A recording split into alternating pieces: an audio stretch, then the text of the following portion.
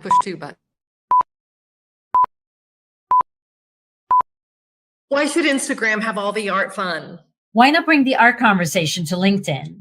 I'm Melissa, an artist and a culture sleuth. I'm Nina. I'm a visual storyteller, a LinkedIn content creator, and a photographer. Creativity is as vital to a successful business venture as it is to an artist. So why is the conversation about art and business segregated to different media platforms? That's what led us to create a live show on LinkedIn. We interview fascinating experts and explore art and how it relates to business, technology, and education. Welcome to An Artful Life, curious conversations about the ways humans make and use art. And here we are. Welcome, everybody, to the new edition of An Artful Life. Curious conversations about the ways humans make and use art. And our guest today is Darrell Warner. Welcome, Darrell. Thank you very much. Thanks for having me. Of course. Melissa, why don't you do the introduction to our guest today? I would love to. I met Darrell recently in Massachusetts, where both he and my husband were finalists for a lovely award at a brand new museum for representational art there. And I absolutely loved his piece. It was a really fresh and personal take on still life, maybe mixed with some other genres. And the technically it was really beautiful, and also it was watercolor, which is kind of my nemesis. So I was super intrigued with the skill and beauty with which he did it. I introduced myself. Had a nice conversation, and then really loved the beautiful speech you made for the benefactors there. So I was intrigued about your artistry and what a nice person you were, and thought, wouldn't it be great if you came on our show? Voila. Well, as I say, thank you for having me. It's a real honor. Very good. So I think first and foremost, just to set the stage, we'd love to talk a little bit, or just sort of have for the viewer a bit of context, because you really have a dual career, right? So would love to just sort of ask you a little bit about, what it is that you do in your two careers, and then we'll start asking you more questions about that. So how did that come about that you are in a dual career? I think our links breaking a little bit, but I'm assuming you asked me what I do, my dual sort of job, as it were. Yeah.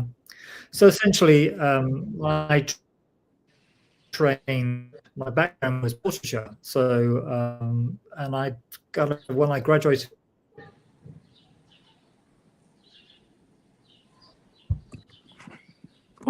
We're frozen. Yeah. And doing sort of private commissions as such. And along that way, you tend to find your voice a little bit. And it wasn't until much later that I had the opportunity to step into film. So I'd already had sort of 16 years of experience of kind of the business running side of, kind of as an artist. Mm-hmm. I was invited, and I think it was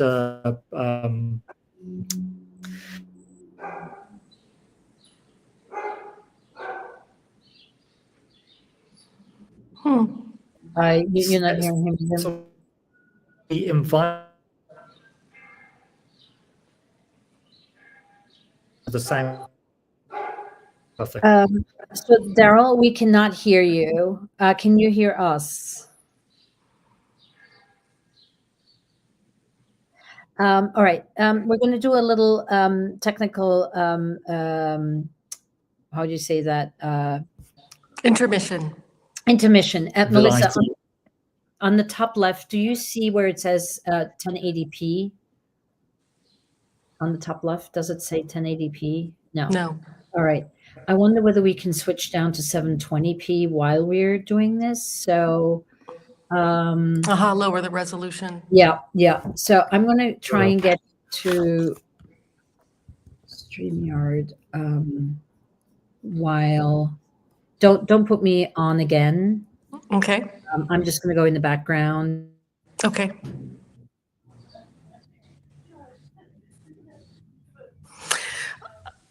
I think you're back though, Darrell. Let's continue while we can. Yeah. Okay. So did you hear where I got? Did that anything come through or not? We heard that you had 16 years of experience in managing the business of being a creative. Okay, so after 16 years, I had the opportunity to sort of. I had a friend who was in the industry, in the film industry, as a costume designer, who'd known me for some time, and then we had a number of conversations, and then she invited me for a chat, really, about the potential to go into film. And I didn't really think too much of it. I thought it was just conversation, but I sensed that she was very much sounding me out. And it was a few months later. I remember she phoned on the Thursday evening, and she just said, "I'm on a project. Can you come to Pinewood Studios for Monday morning, 8:00?" At that point, I might have said, "Oh no, but I felt it was an opportunity, nothing to be lost. I thought, yeah, why not?" And then that was kind of a foot in the door, and then I kind of haven't looked back since, to be honest. I have to say that I'm an anomaly in the business because I still draw and paint, and that's very rare, and it just doesn't seem to exist. When I first came into the industry, there were quite a few people who did that, but obviously the nature of illustrations changed dramatically. I know I was always harking back to, kind of traditional practice. I saw on your website that you have traditional training from Falmouth, right? And I had to look that up. Yeah. It is the very bottom point of England. It is, yeah, and it's very remote, and I think you have to be. It has to be in your heart to go there. It's quite removed because it's it's way out Scotland. But as a college or as a university art school, it was fantastic for me because I wasn't a city person, and I recognized that as a when I was younger, I didn't want to go to a city, so it kind of suited me. And I came from slightly further up in the West Country, so it felt sort of familiar enough, although it's still 3.5 hours from where I lived at the time. So, but I went at 16. I went and did my degree at 16. And I was just very lucky. I was championed by somebody locally, one of the local sort of art schools, who recognized that they couldn't teach me anything. So said, "Look, we'll arrange for you to go to Falmouth." And that's what happened. So excellent. Very, very blessed on that front. So that was an amazing skill that's been versatile for you to be able to have the skill to reproduce reality and be in command of drawing. Yeah, because that was part of the education, part of my education, and I always wanted to be a realistic painter.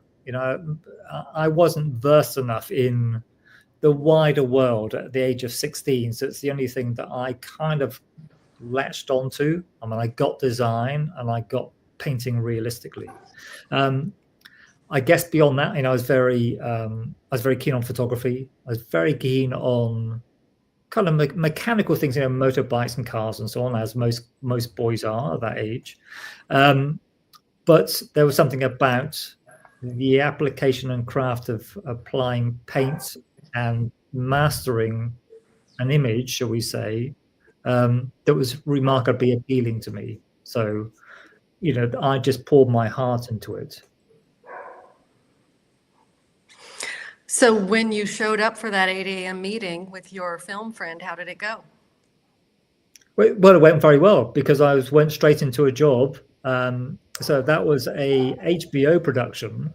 So she was a very high profile costume designer.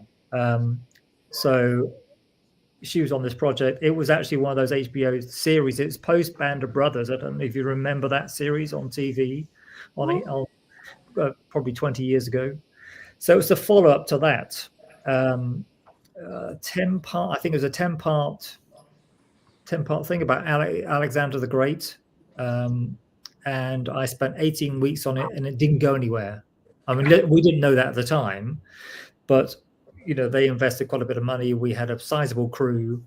It was a great apprenticeship for me because it meant that I could then, without the pressure of really having to deliver stuff that was going to be on screen initially, because in the first 10 weeks we were pushing. However, after 10 weeks, there was kind of a vibe that it wasn't going to go ahead.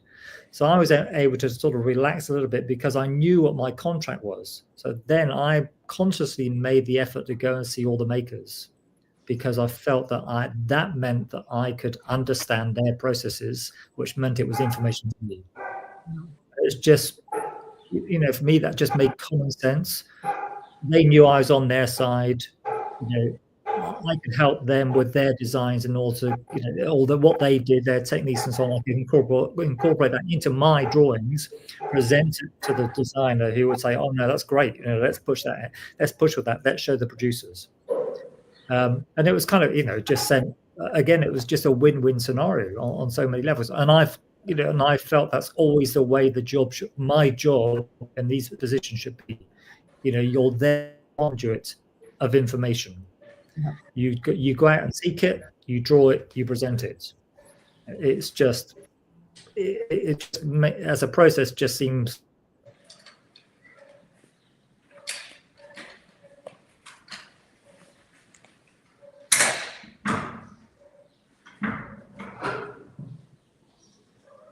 Come back. I lowered the streaming. Yeah, there he is. Okay, good. We lost you a little bit there at the end. I think it's when there's background noise. Oh, okay. We lose him. Yeah. So I lost track of where we are, Melissa, in our questions.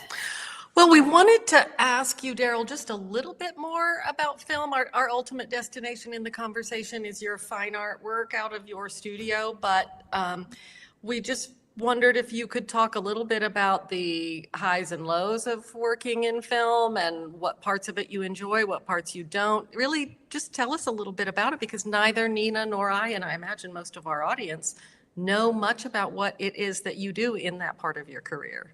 And then we'll move to your fine art. Sure. So essentially my role is, it's really, I have to be inside my designer's head. So I get employed by designers essentially. Okay. And because I've been in the business for quite a long time, you have a reputation. So I don't work for every designer. I'm very specific, and I have a very specific skill that most designers don't require. I need to caveat that, because, there are lots of guys in my position doing exactly the same jobs. I come at it from a very different angle, because I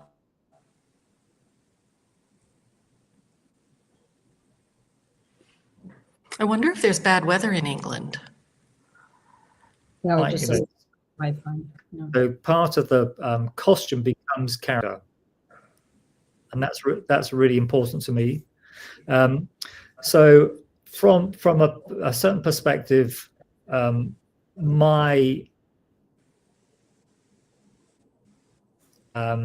work hand in hand with them, and I visualize their ideas. That's what a concept artist or concept illustrator is.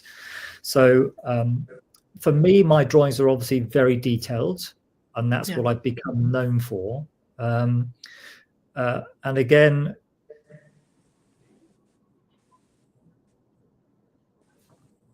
through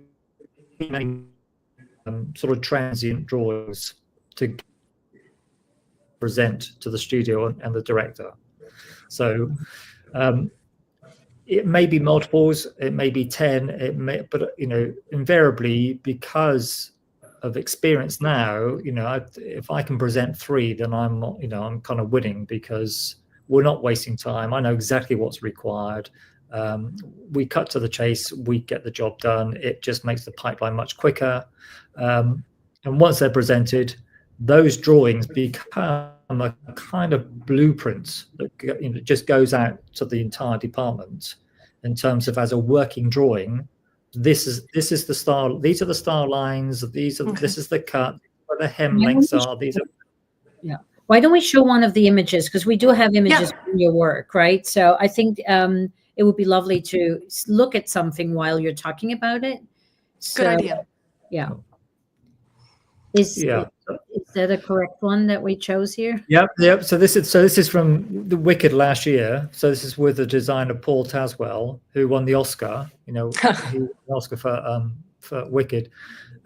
So Paul is quite an interesting character because I wasn't known to Paul at all, but the production, for instance, came to the UK. It was due to be filmed in America, then for whatever reason, it came to the UK. So it was a little bit of getting to know how your boss operates. What are their thinking processes? What are their thought patterns? But we got on remarkably well, so it was very straightforward. And Paul can draw. As a costume designer, I have to again say some costume designers don't draw. Sure. That's not a problem, But Paul does draw, so he could convey his thoughts straight away. And then for me, it was a case of how far do we push this? What do you want to see? What texture are we going to use? And so this, for instance, this is Glinda the Good Witch. It was the iconic bubble dress, but this is the only concept I did. We only did one. We didn't do several. We just did one, and it just kind of hit the mark. And then, we have makers and cutters, and you go and ask the cutters, how do you think this? What fabric do you think possibly would we're going to embrace here? And with Paul, and they do samples, and then you get to learn the characteristics of that fabric, and so you can start to incorporate it into your drawings, or in this case, a watercolor. I mean, it's extraordinary that this would be a watercolor. I mean, just unbelievable. All of them. Yeah. Well, this is interesting because after the Band of Brothers thing, the Alexander the Great HBO, my first big break came with the first Pirates of the Caribbean. So with the same designer, with Penny Rose. So that is a big break. That is a big break. That at that point in time, film was still quite maverick. So Gore Verbinski, who was a director, had this huge vision that I guess Disney initially weren't buying into at all. But it's thanks to Penny and I think Rick Heinrichs, the production designer. They had such magnificent ideas for this film that kind of Disney left them alone to get on with it. And I think that's where you have such an extraordinary, visually led, beginning of a franchise. I mean, that was, for me, that was that's the pinnacle of what film can be, because, I was a huge Howard Pyle fan, N.C. Wyeth fan. So, it was kind of second nature. It was just such a great vehicle for me to kind of show what I could, what I could do, I guess. Yeah. Yeah, it's such a visually extravagant film. It's fantastic. Yeah. And then there's one more image, right? That great, yeah. Which that one I'm very curious about. Me too. Oh, this. Yeah. So this again, it's one of those things where you garner the trust of your designers, because you work with them a lot, and they know what you bring to the department and to the to your the design team.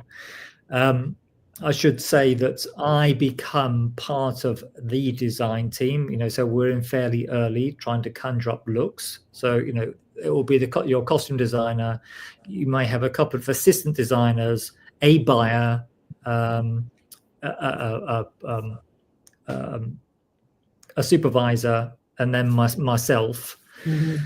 But because you've garnered the trust, this is for Jenny Bevan, who's won a few Oscars. But Jenny just, we have these characters. You do a script breakdown, and this is one of the characters in that particular script, and it's from Dr. Dolittle, the Robert Downey Jr. version.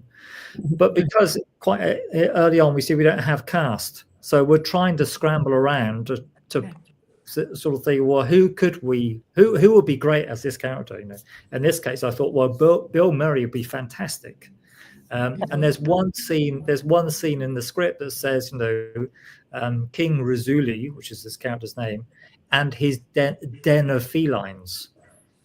So case of, how do you go about that? How do you go about setting that scene and telling a little bit more story than just the costume? So Jenny said, well, I'll just leave you to it. And then this is the resulting image. But it was just fun to do. And because you have other characters like Polly the parrot, which is also in there,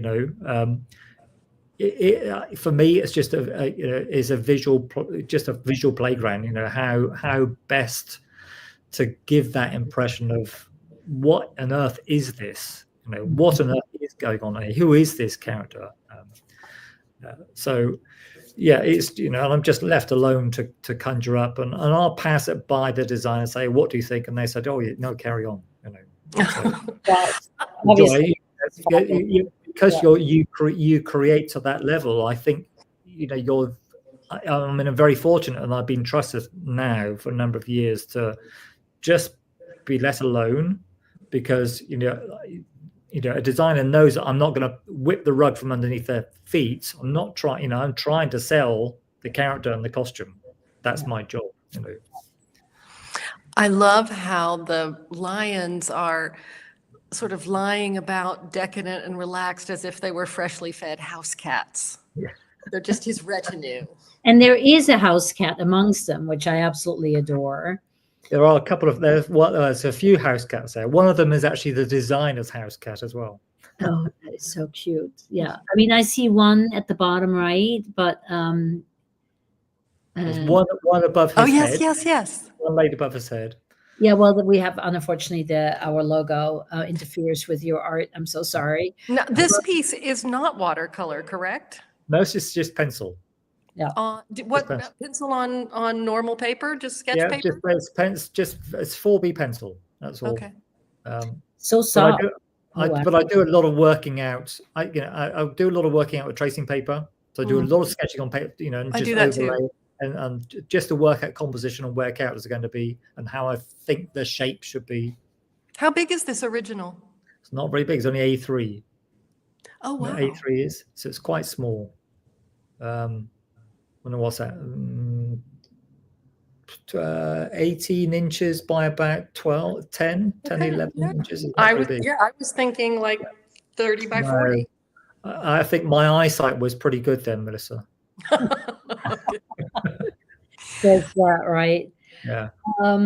This is just really stunning, and I love, I mean, I've been in the film industry. In my early career worked on features, but when you're in the production side, and on these small films, I mean, you never get to this level of artistry. I mean, it's a very different way of storytelling and a very different way of crafting visual art, and having the luxury of this is just mind-blowing and absolutely stunning.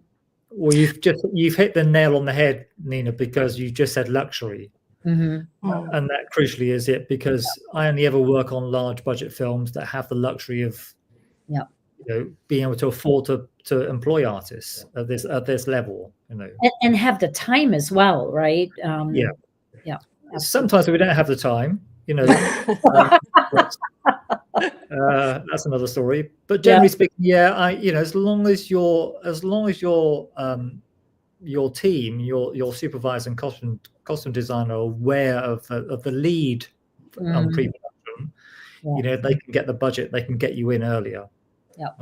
So my jobs can go from, I don't know, Wicked for me was 1.5 years because it's 2 films.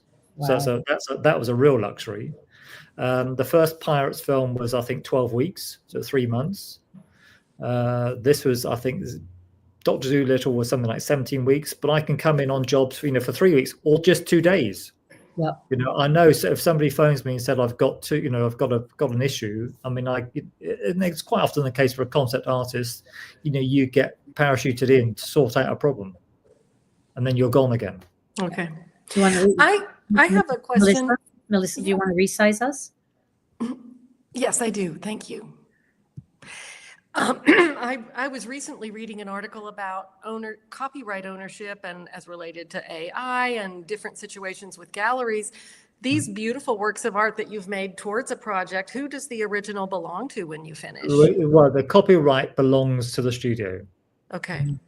So, but it depends on, it's a sort of a gray area these days because, of course, because most people work on computer, you could argue that the digital file is the asset. But Yeah. so I have some originals. Other, there are times when the studio says no, we would like to have all the originals. But quite often, I have a lot of my original artwork from film archived at home in my studio. Okay. Yeah. But they own the copyright. Yep. So talking of artwork, I am absolutely dying to get into your watercolors. So can we do that transition, please?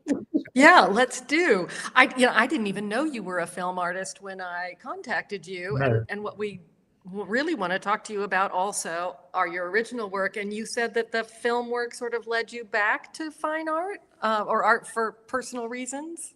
Yeah, I think it's one of those things that when you work commercially, it's kind of quite relentless, because ultimately, as we've just mentioned, I don't own the copyright for all those images, so I get paid fairly well to work on a film, and it's very fulfilling. But it satisfies one side of your artistic brain, but not the other.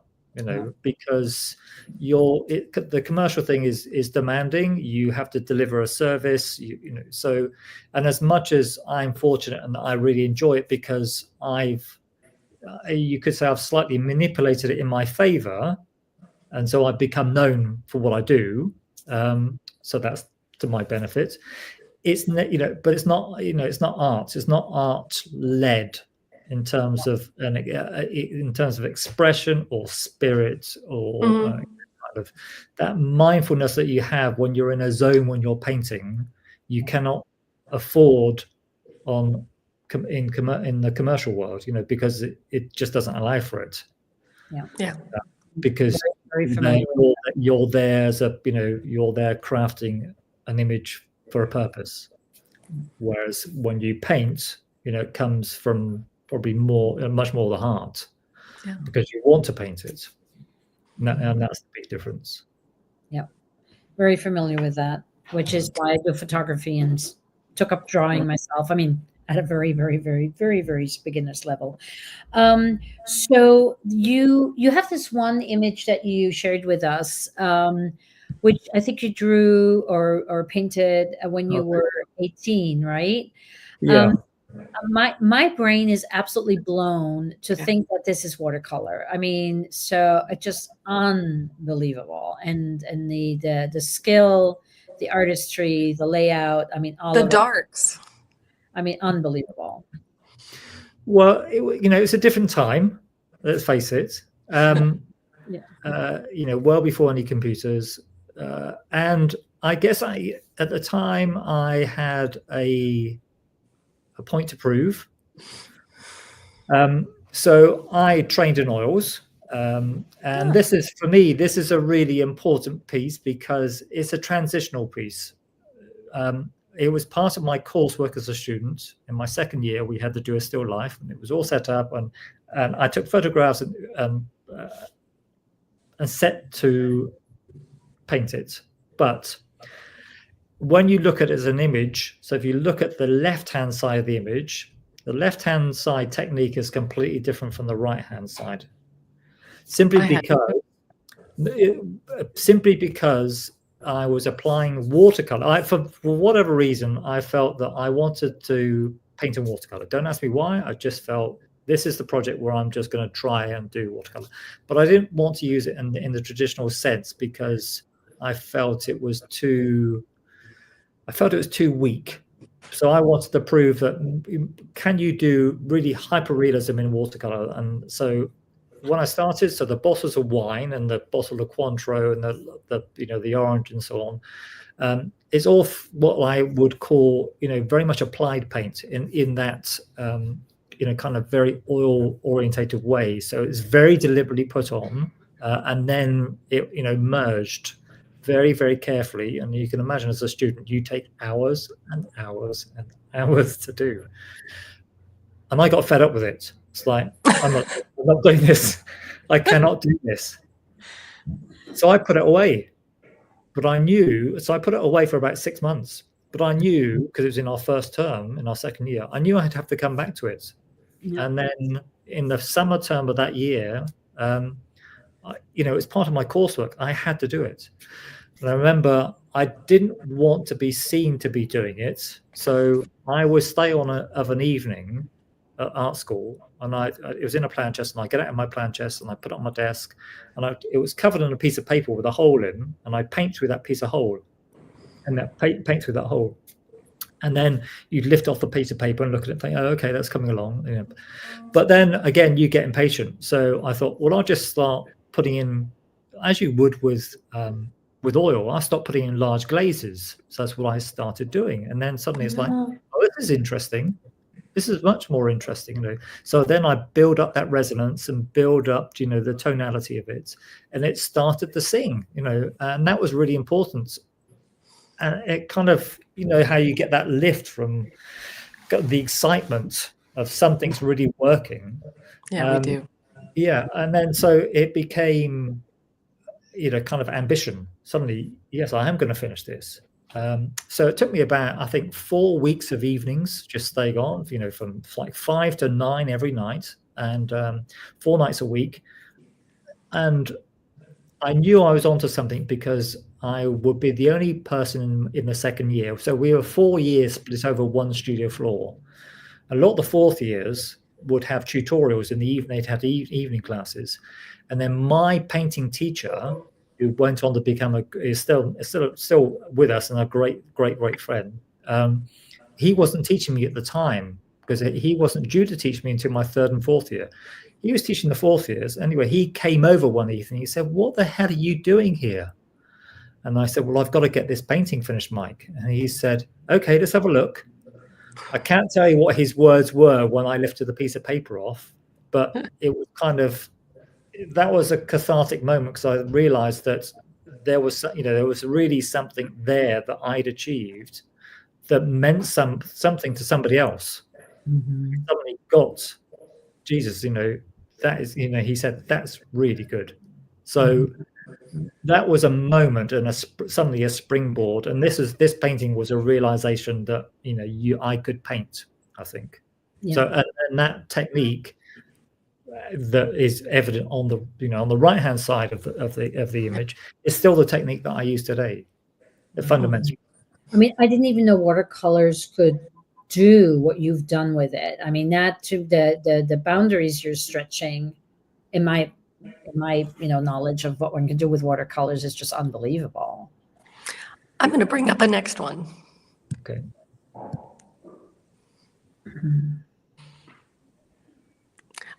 I noticed this afternoon when I was looking at them that the museum in the background is a museum of women of some kind.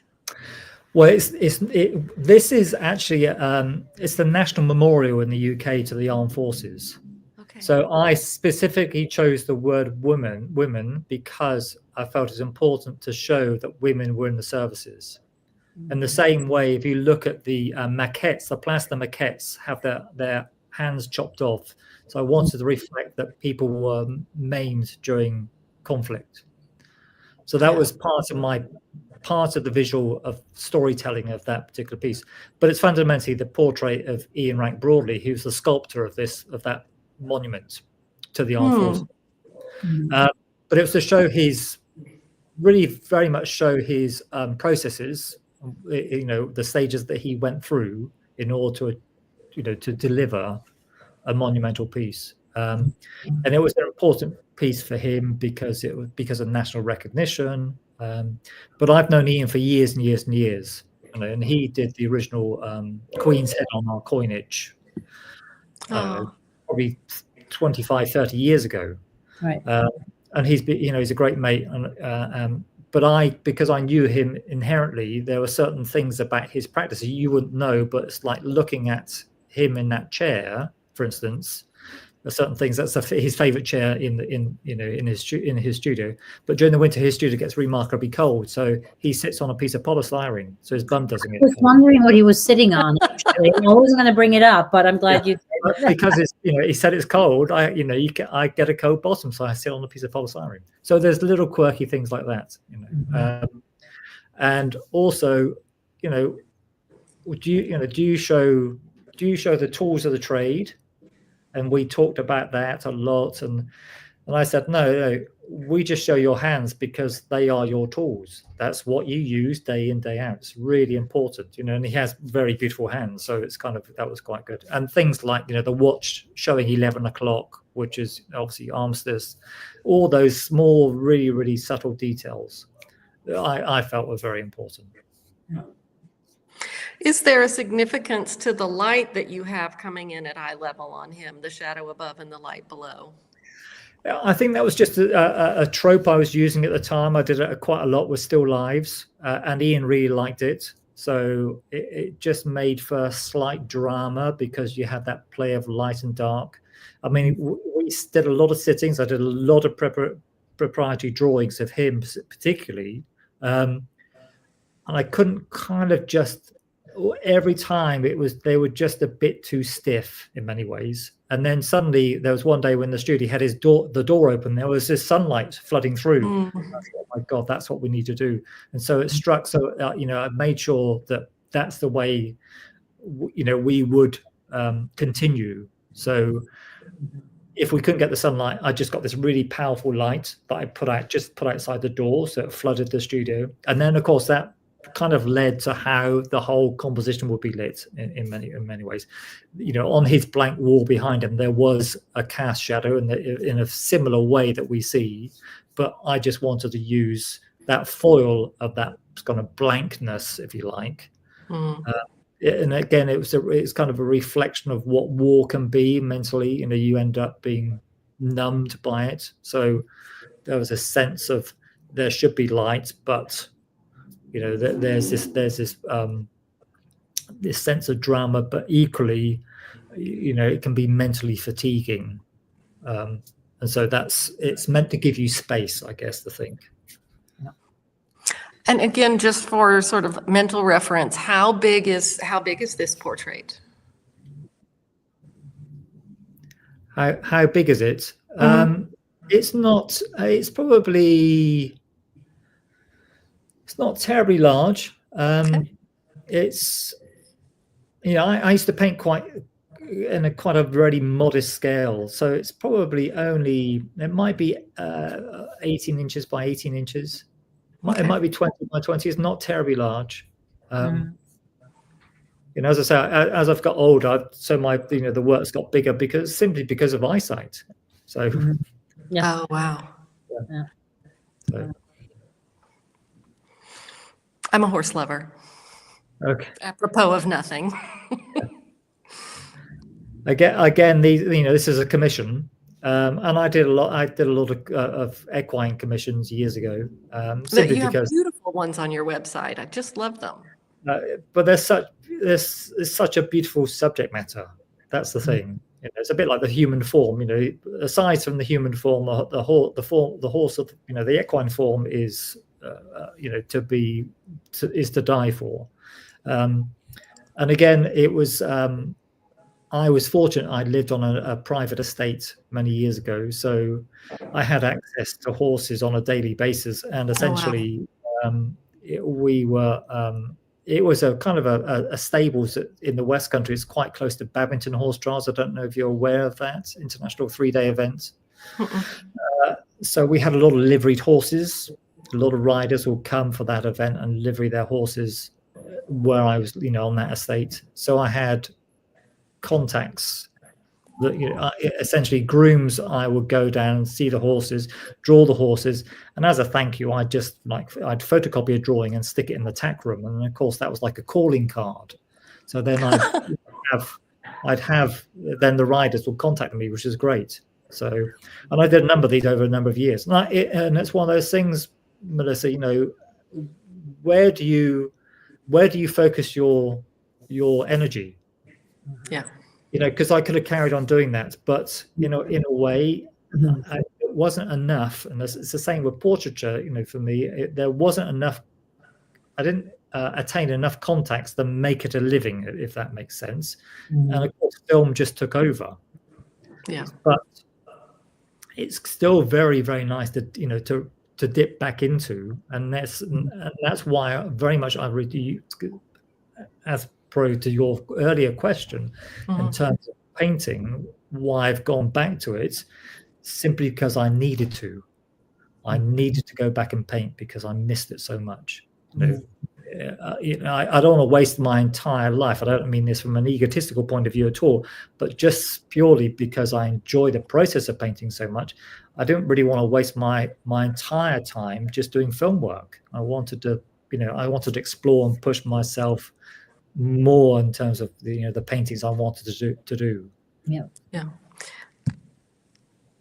I pulled this off your website without your permission because I love working drawings. It's a beautiful drawing, and I love the notes around the side. Yeah, again, it's it's a horse that was from that time. There is a painting of this. It sits in my studio still unfinished. God knows how many years later.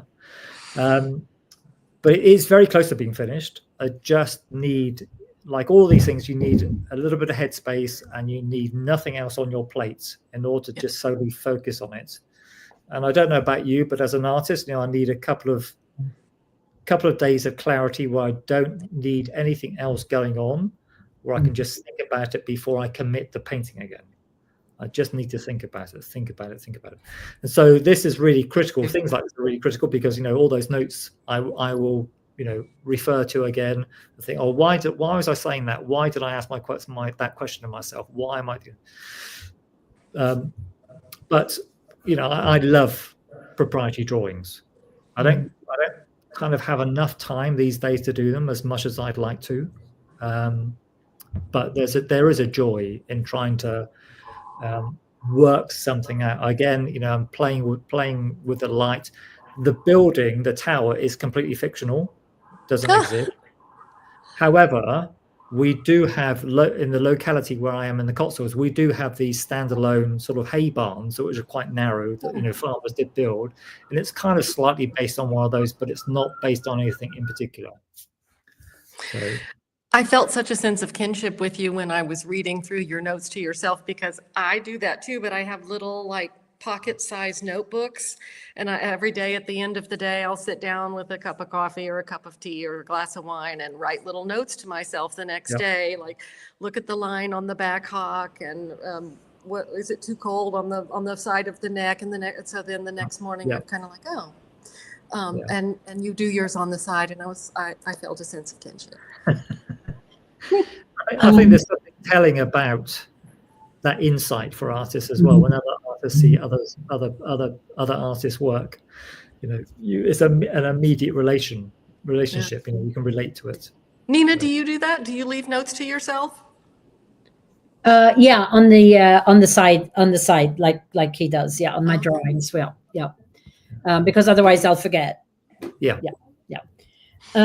So question, I've noticed in the previous picture, I noticed on this picture, and I will notice on the next picture, I can see the picture, the dots. What's up with the dots? I don't know. It's just become a slight signature thing. It's just a reminder to say, will this work with, in terms of as a sketch, as a working drawing, will the final painting work with them or without them? That's why I put them in. So I'm just asking that question of myself. Okay. What I don't want to do is I'm really conscious that it can be an affection, if that makes sense. And I think it's just become part of my process now, because I've done it for so many years.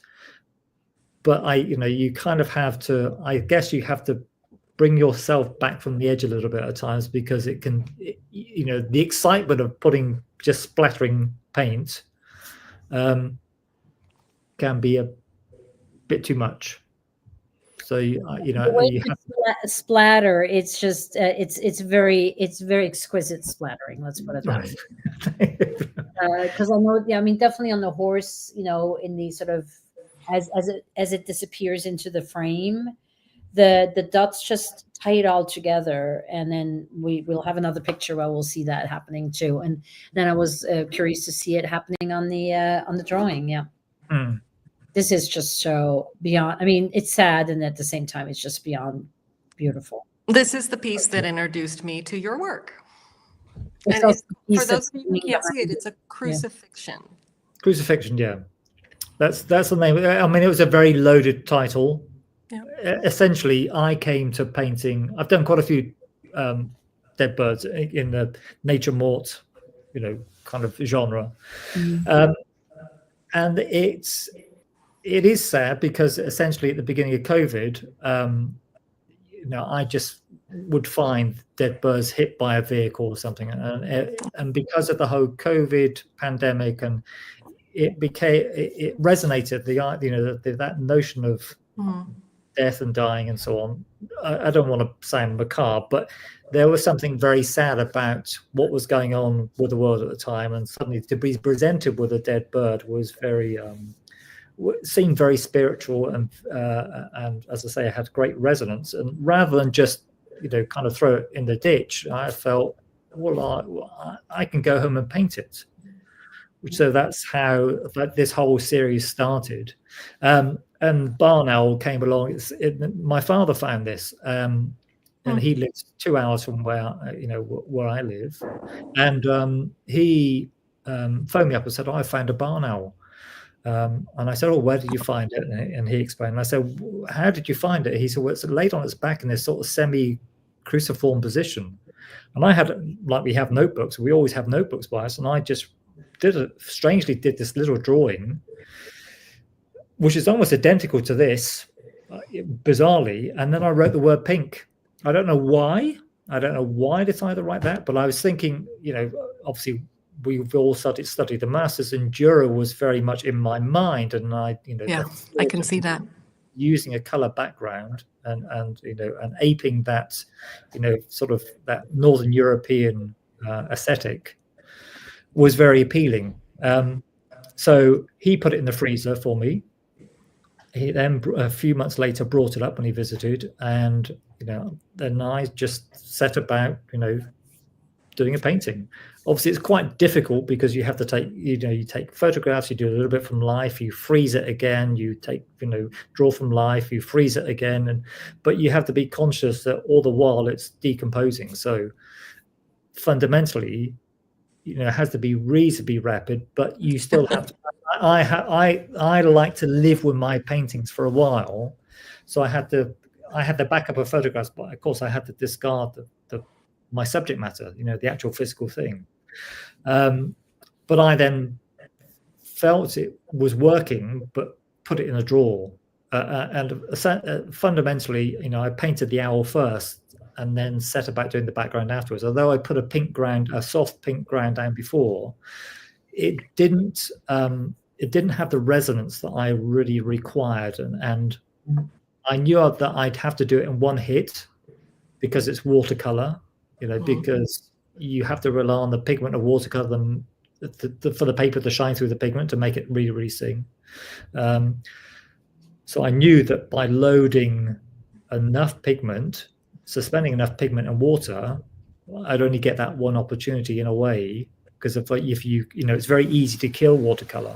So it was a bit nerve-wracking, shall we say, because I did a couple of washes and still didn't feel it was quite right, and then I mixed in another color and thought, well, okay, that feels about right, but of course you don't know, and it goes on and it really, really, really sings because it's wet, and then you have to wait for it to dry. Yeah. But it was a case of, okay, I need to step away from it now and leave it, because it's, again, I think a sign of any really good art is knowing when to, and the sign of for me as an artist is knowing when to step away, because you can carry on working, but eventually you'll just kill the image. So if age has taught me anything, it is to say, okay, put it away, live with it for a couple of weeks, and then review it. That's how I tend to work now. And then you pull it out from your drawer, take the piece of paper off, and think, oh, okay, that's really good, put it away again. Yeah. It's such a strong piece on so many levels. I love the color harmonies. I love how the feathers go blue, purple on the side of the body. I love the textural differences between the feathers being, how soft they are, and then the talons being Yeah. so severe, and the beak, and the drama of the shadows and the incongruity of the sort of happy pink mandarin background with the sorrow of the passing of the bird. I really love it. Thank you. It is a beautiful. I think the aim is always to, despite the tragedy and the sadness of the subject matter, I felt, because it's the primarily I've only been doing birds, but it's to try and give them voice, still to make them sing in death. I think it was kind of one of my important things, and also just to highlight the plight of a lot of indigenous bird species. We live in strange times. Let's face it. Ecologically speaking. Yeah, Nina has a friend, and all of her work is involved with the plight of birds. Yep. Yeah. Who is that person, Nina? That is Noreen. And what is Noreen's last name? I would have to look it up. She's a doggy friend. And Melissa, you want to reframe us again? She's a doggy friend, and her work is very political. She does a lot of work with actual physical nests. So whenever one of us finds a nest somewhere, we know to carefully pick it up and bag it. And she also works with wood. She scorches it. I mean, she's very out there. She can afford to do that in New York City because she's got a backyard. This wouldn't work for anybody else with normal setup. And her work very often is also connected to literature. So she did a whole series on banned books, and very political, very out there. And while you chat, I will look up her last name. Okay. I'm looking at the dog's name is Josie, so I do know that. Melissa, unfortunately we are already a little bit over time. Yeah. So we always have a set of questions that we ask at the end. And Melissa, if I may suggest, shall we go for 12 and 14? Yes, I would love to do that. Yeah. We always want to know what our guests would advise someone trying to build a career, or maybe for money or not for money, but someone who's beginning out. What advice would you give them as you look back on your dual career? Don't do it for the money.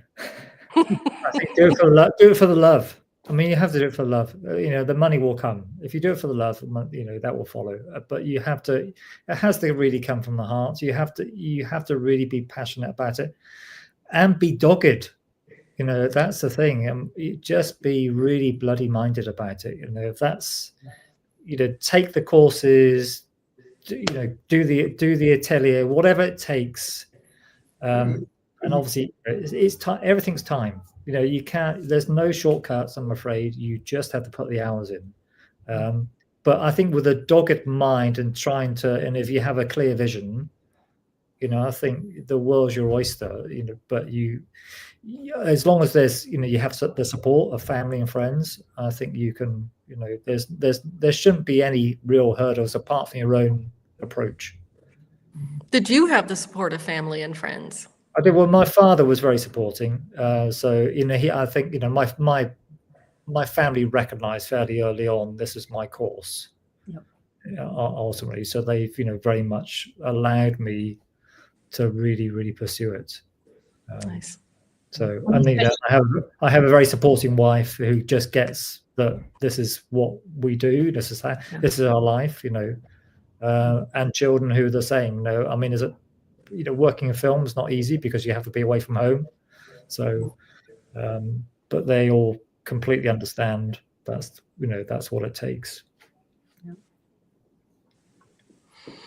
And then our last question is, can you describe for us a piece of art in your home or studio that is particularly meaningful to you?